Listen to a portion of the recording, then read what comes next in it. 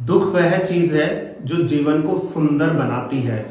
हम में से अधिकतर लोग दुख से भागना चाहते हैं। वो चाहते नहीं कि उनके जीवन में दुख आए, लेकिन मेरा यह मानना है कि दुख आदमी के जीवन को आनंदित बनाता है, पवित्र करता है। जैसे ही दुख का प्रवेश हमारे जीवन में होता है तो हमें एक भगवान से भी कनेक्शन होता है, तो आत्मा की शांति मिलती है और इस दुख में जो अनुभव मिलता है वही वास्तविक जीवन है।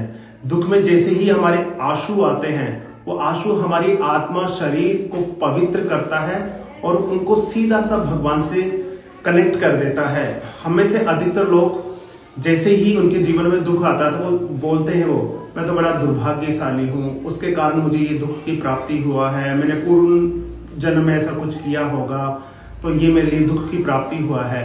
मेरा सभी से निवेदन है, सुख जीवन का एक हिस्सा है तो दुख भी उसका हिस्सा है। और ये दुख है ना, आपके इससे प्रेम करना सीखो। जैसे इससे प्रेम करना सीख गए ना तो आपका जीवन और आनंदित होने लगेगा।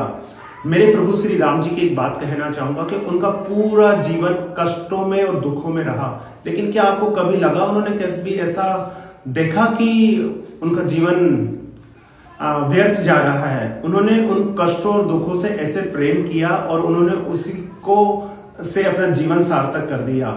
तो अब मेरा यही कहना है सभी से कि हमें सुख के साथ साथ दुख भी आते हैं, उनको सहर्ष अपना लेना चाहिए और उन दुख में हमें कुछ गलत नहीं करना है। कई लोग तो दुख के कारण है ना अपने स्वयं को ही हानि पहुंचा लेते हैं, जान की, माल की, सबकी।